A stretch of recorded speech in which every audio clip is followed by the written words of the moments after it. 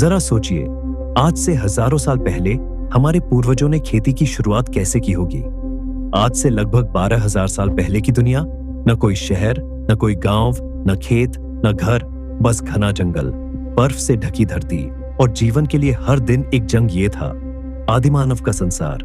वो भटकता था झुंड के साथ नदी के किनारे जंगलों की गहराइयों में। सुबह का पहला सवाल होता था, आज खाना मिलेगा या नहीं। शिकार उसकी मजबूरी था, फल और कंदमूल उसका सहारा। प्रकृति उसकी दोस्त भी थी और सबसे बड़ी दुश्मन भी। फिर आया एक बदलाव, जब धीरे धीरे समाप्त हुआ आखिरी हिमयुग। होलोसीन की शुरुआत ने धरती का चेहरा बदल दिया। बर्फ पिघली, नदियां बहने लगी, जमीन उपजाऊ हुई और शायद किसी दिन किसी आदिमानव ने देखा, जहां गिरा था एक बीज, कुछ समय बाद वहीं उगाया एक नया पौधा। क्या उसी क्षण मानव इतिहास ने करवट ली? क्या उसी पल शिकारी ने पहली बार सोचा, अगर मैं इसे खुद उगाऊं तो? यहीं से शुरू हुआ मानव विकास का सबसे बड़ा प्रयोग। भटकते कदम रुकने लगे, अस्थायी ठिकाने घर बनने लगे, झुंड समाज बना, समाज से सभ्यता जन्मी और एक छोटे से बीज ने इंसान को बना दिया किसान।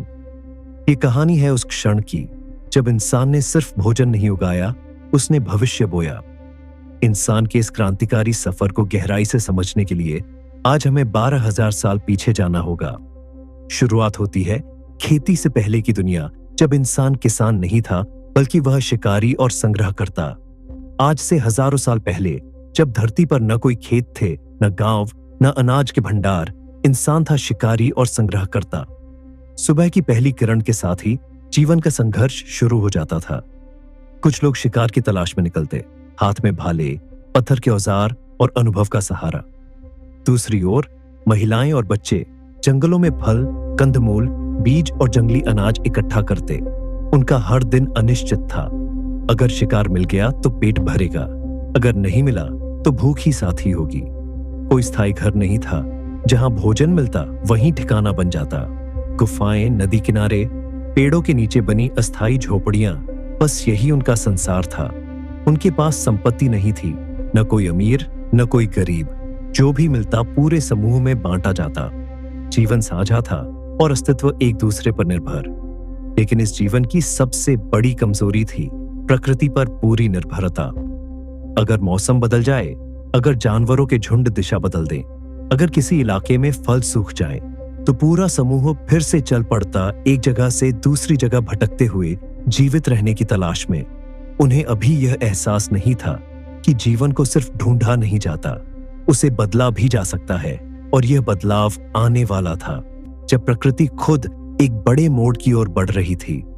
जब धरती का मौसम बदला और हिमयुग का अंत हुआ, आदिमानव के जीवन का सबसे बड़ा मॉडल, जो धरती लाखों सालों से जमी हुई थी, वह अब पिघल रहा था। आखिरी हिमयुग खत्म होने वाला था।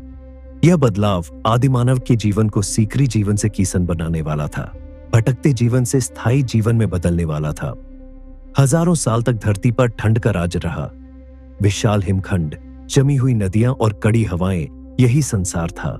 लेकिन समय स्थिर नहीं रहता। लगभग 12,000 साल पहले अंतिम हिमयुग धीरे धीरे समाप्त होने लगा। बर्फ पिघलने लगी, नदियां फिर से बहने लगी, जंगल फैलने लगे। धरती का चेहरा बदल रहा था और उसके साथ बदल रही थी इंसान की दुनिया भी। पहले जहां ठंड के कारण भोजन सीमित था, अब वहां घास के मैदान उग आए। जंगली गेहूं और जौ जैसी घासें फैलने लगीं। जानवरों के झुंड नए इलाकों में बसने लगे। अब इंसान को हर कुछ दिनों में जगह बदलने की उतनी मजबूरी नहीं रही। कुछ इलाकों में भोजन नियमित मिलने लगा। नदियों के किनारे जीवन स्थिर होने लगा। शायद पहली बार मानव समूह ने महसूस किया, भागते रहने से ज्यादा सुरक्षित है रुक जाना। यही था वह ऐतिहासिक मोड़। मौसम के बदलने ने इंसान को सोचने का मौका दिया। अब उसके पास सिर्फ आज की चिंता नहीं थी, वह कल के बारे में भी सोच सकता था। और जब इंसान ने भविष्य के बारे में सोचना शुरू किया, तभी जन्म लिया एक विचार ने, क्या होगा अगर हम भोजन को खोजें नहीं बल्कि उसे उगाएं? वह क्षण जब इंसान ने पहली बार बीज बोने का साहस किया होगा, और इसी साहस ने इंसानी जीवन को पूरी तरह से बदल के रख दिया। नदियों के किनारे बसे छोटे छोटे मानव समूह अब पहले जितना नहीं भटकते थे। मौसम स्थिर था, धरती नम थी, और घास के मैदानों में जंगली अनाज लहलहाने लगे थे। एक दिन शायद किसी ने अनजाने में कुछ दाने जमीन पर गिरा दिए। कुछ समय बाद उसी जगह छोटे छोटे हरे अंकुर फूट पड़े। ये कोई चमत्कार नहीं था, लेकिन देखने वाले के लिए यह एक खोज थी। उसने समझा, बीज मिट्टी में छिपकर मरता नहीं, बल्कि नए जीवन में बदल जाता है। यहीं से जन्म लिया एक विचार ने, अगर हम खुद बीज बोए तो शुरुआत शायद बहुत छोटी रही होगी। न कोई बड़ा खेत, न कोई योजना, बस नदी के किनारे की मुलायम मिट्टी में हाथ से दबाए गए कुछ दाने, फिर प्रतीक्षा, धैर्य और उम्मीद। जब पहली बार उगे पौधों ने भोजन दिया होगा, तो वो सिर्फ पेट भरने का साधन नहीं था, वो भविष्य पर नियंत्रण का पहला अनुभव था।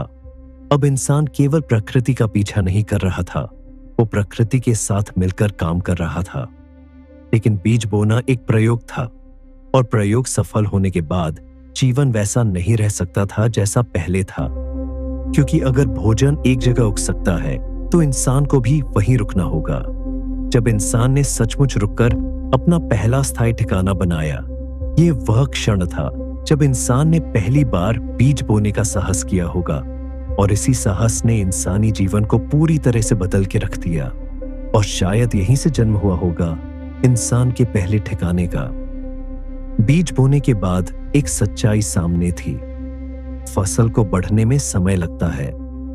अब इंसान हर कुछ दिनों में जगह नहीं बदल सकता था, उसे इंतजार करना था, मिट्टी के साथ धैर्य रखना था, मौसम पर नजर रखनी थी।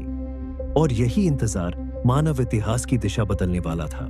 नदी किनारे की जमीन पर पहली बार टहनियों, घास और मिट्टी से छोटे छोटे ढांचे बनाए गए।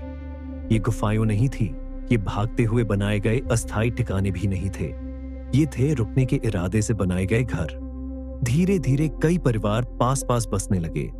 अब शिकार ही जीवन का केंद्र नहीं था, खेत की रखवाली, बीजों का संरक्षण और फसल का इंतजार जीवन का हिस्सा बन चुके थे। पहली बार इंसान ने भविष्य के लिए भंडारण करना सीखा। अनाज जमा किया गया, मिट्टी के बर्तन बने, और सबसे बड़ा बदलाव, आज से आगे सोचने की आदत। अब जीवन सिर्फ जीवित रहने की दौड़ नहीं था, वो योजना बनने लगा था। लेकिन जहां लोग बसते हैं, वहीं से समाज का जन्म होता है। और जब समाज बनता है, तो नए रिश्ते, नए नियम और नए संघर्ष भी जन्म लेते हैं।